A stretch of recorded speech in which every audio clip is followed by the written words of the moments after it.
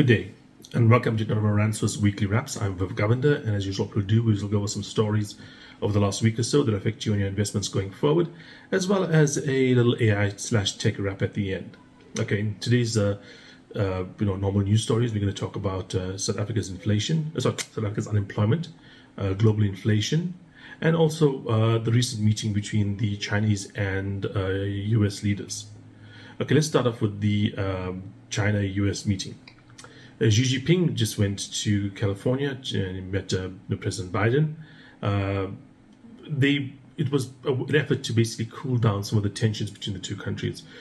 As I've been talking for about the last year or so, there's been ratcheting up tensions between China and the US.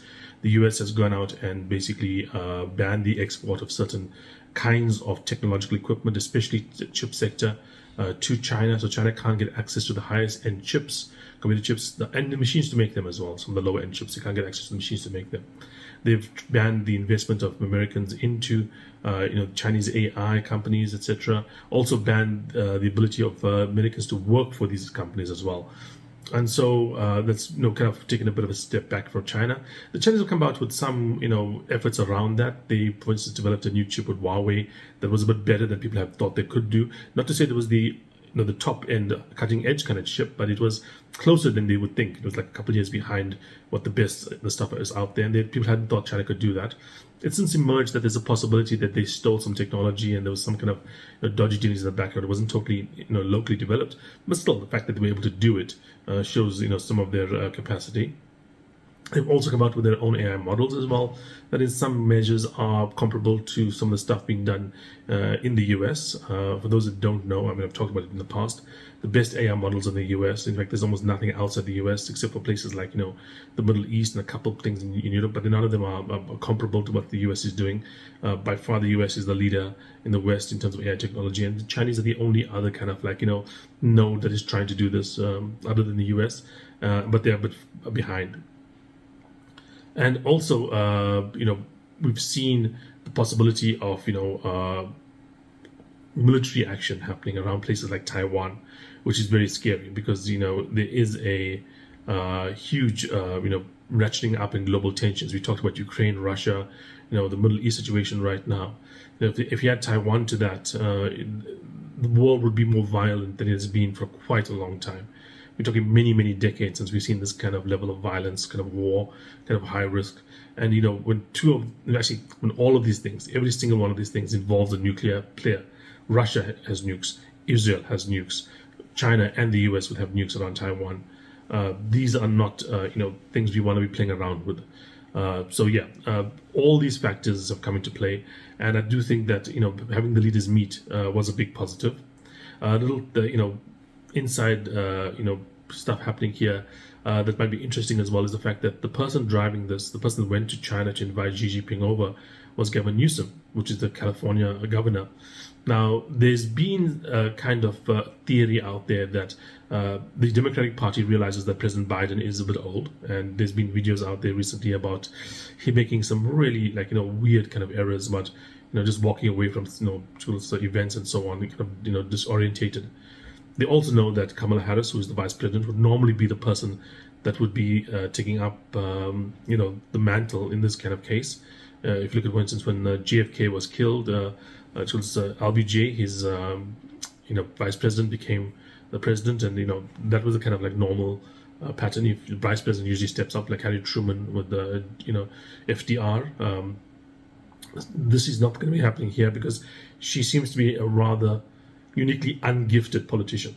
Doesn't seem to be able to communicate easily with the public, and is quite unliked. So they need to have another person in play. And it seems that Gavin Newsom is the person that they might be looking to put in play.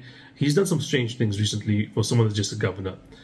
He's debated one of the front runners in the Republican primary.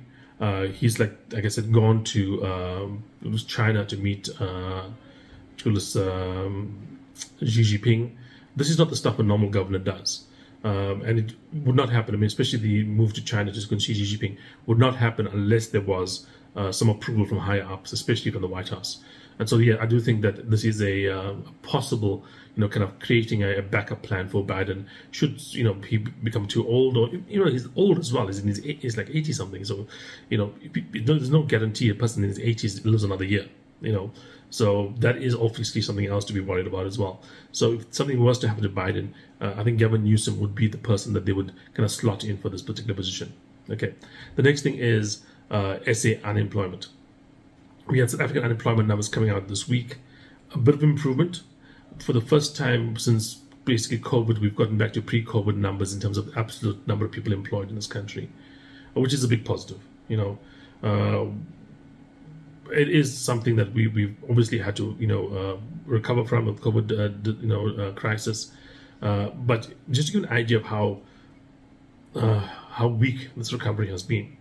So if you look at the numbers pre-COVID, just before COVID until now, there's about 300,000 more jobs, people employed basically. From pre-COVID, COVID remember was 2020 till now, 2023. So basically all of 2020, all of 2021, all of 2022, and most of 2023, you basically added 300,000 jobs. The number of people added to the workforce in the last quarter of 2023 was 400,000 people. See that? We added 300,000 jobs in total from 2020, 21, 22, and most of 23. So talk about say 3.75 of a year. Okay, and in one quarter alone, we added more people to the workforce than the total number of jobs created in that period of time, net jobs created in that period of time. So this is obviously a huge problem.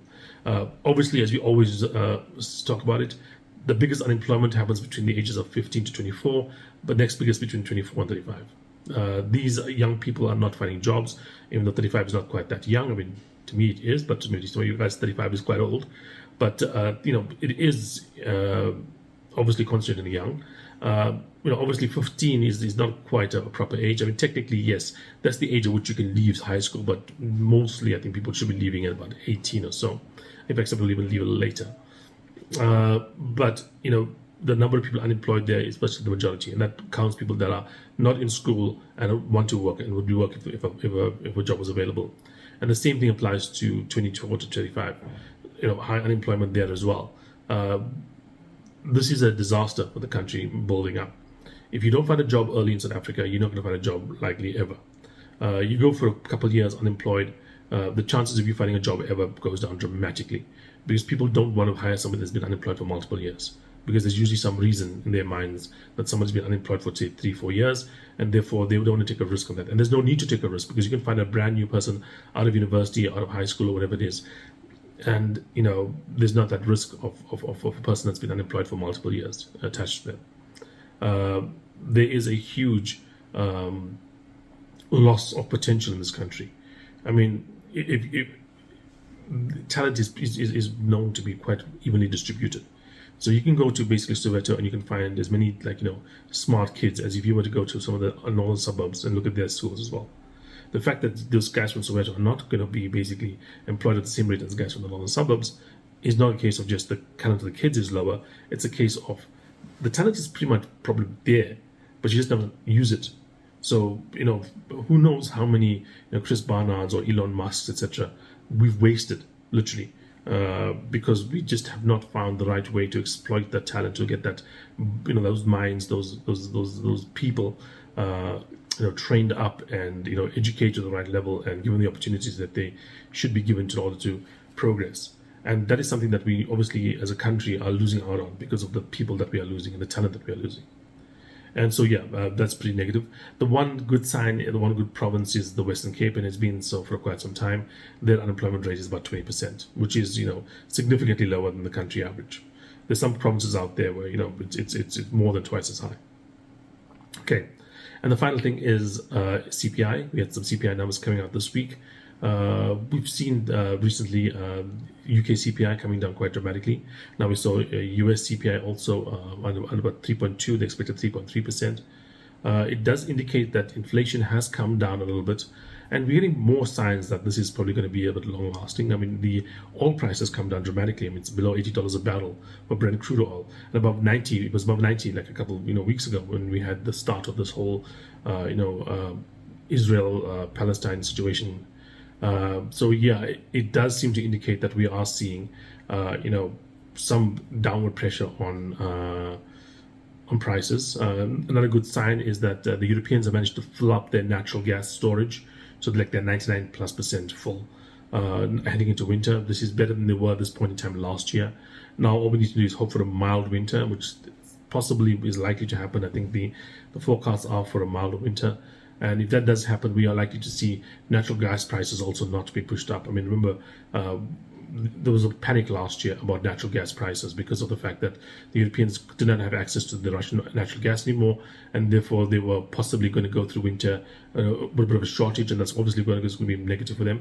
Now it seems to be a bit nicer. It seems to be a bit clear that they're a little bit more comfortable, a little more certain that things are going to be, reasonably okay this year, which is a big positive. We've seen, a bit of a pullback in a number of different things. For instance, some manufacturing prices have come down. We are seeing, some trade tensions easing, like I said, with China. All these factors together could indicate, a reasonably good CPI situation going forward. And a good CPI situation would indicate a drop in interest rates, which would be very positive for markets. I think that's something to be really cognizant of. Yes, we have seen a bit of a rally in the last couple of weeks, but if we see inflation come down and then we see interest rates fall as well, we could see a significantly strong rally into the next year or two. Okay, now coming to the AI segment. This speaker round, I want to talk about a couple of things that are different from the normal LLMs we've been talking about recently. LLMs, large language models, and the multimodal models based off them. Things that like GPT and like Bard and so on have been obviously taking the spotlight when it comes to AI. But remember, this is not the only usage for this technology. I mean, in the past we've had, AlphaFold from DeepMind. We've had, tools AlphaGo, also DeepMind, which basically was able to play the game of Go. Those kind of things are developed off machine learning as well. So you don't just create a language model, you can create other things as well. If you input the data, you can create something out of it that's interesting as well, that can do things not in the language space, but in other spaces as well. And there's two examples I'm going to put out here right now to discuss. First is Facebook, and the second one is a new weather program from DeepMind. So Facebook, if you recall, a couple of years ago, Apple came out with a announcement in order to protect privacy that they were going to go out and restrict Facebook's access to your information. Now, Facebook, the way it works, just for those that don't know, Facebook does not have you as a customer. If you have a Facebook account, you're not the customer. A good rule of thumb is this: do you pay money for something? Then you're not the customer, you are the product. Okay, you don't pay money for Facebook, you're not the customer, you're the product. You don't pay money for Google, you're not the customer, you are the product. What product are they selling? They're selling access to you as an entity, a consumer out there, to advertisers. So advertisers come to Facebook and say, I want access to people living in this area here, this kind of income, this kind of profile, this kind of age group, more likely not to buy this kind of product. It's a car or a bicycle or whatever it may be. So let's just say a bicycle. So Facebook says, okay, it has to be between the age of this and this kind of income levels, and with all the stuff that they have from, the data they collect from you, they have a pretty good idea who you are. What your income level is, where you travel, whether or not you're into exercise or not. And they can give a pretty strong, profile to the advertiser. The advertiser can say, okay, I'll pay for, 100,000 of these people to see my stuff. And if Facebook chooses right, that 100,000 translates to maybe say 20,000 in terms of inquiries. Okay. Now, if they just randomly chose from the general market, they might find too many young people, too many people that are too old, too many people don't basically are not in shape to go out and buy a bicycle or don't have the money to buy a bicycle. And if they've got 100,000 people, they might only get maybe 1,000 that are suitable for the product. And that information that Facebook has about you is important. And if Apple was cutting off that information, Facebook could not be as specific as to what the product or what the consumer is for the advertiser, and if the advertiser would see a big drop-off in terms of click-throughs. And there was that drop-off. And then recently it turned around and says, no, they're back to normal. You're getting these very high click-throughs. Somehow Facebook has been able to get information about customers again. And how did they do it? Surprise, surprise, AI. So by inputting less information into an AI system, you can get as high a result as getting more information into a non-AI system. because the amount of information they have from Apple has fallen down. They basically now are just using less information from Apple and from other sources and inputting into an AI system and getting results that are comparable to what they were doing before. And so this is a case where AI basically makes up for this lack of information, this lack of normal information. And another situation that's quite interesting is with weather. DeepMind recently came up with a new weather program, which is tiny. We're talking about less than 1,000th the size, 1,000th the size of like an LLM. Okay, and it is absolutely tiny compared even to the kind of weather programs that people use to basically look at the weather and forecast the weather. It's to basically figure out the weather right now. It requires massive supercomputers and huge amounts of computing power and data and so on, and it costs billions a year to do it. What DeepMind has done is it's used machine learning technology to create an AI system. Okay, tiny AI system, like it's less than 1,000 the size of an LLM, small enough that you can probably run it on a computer, like an upper end computer that a person at home could have, not a supercomputer costing billions a year to run, something that you could run at home,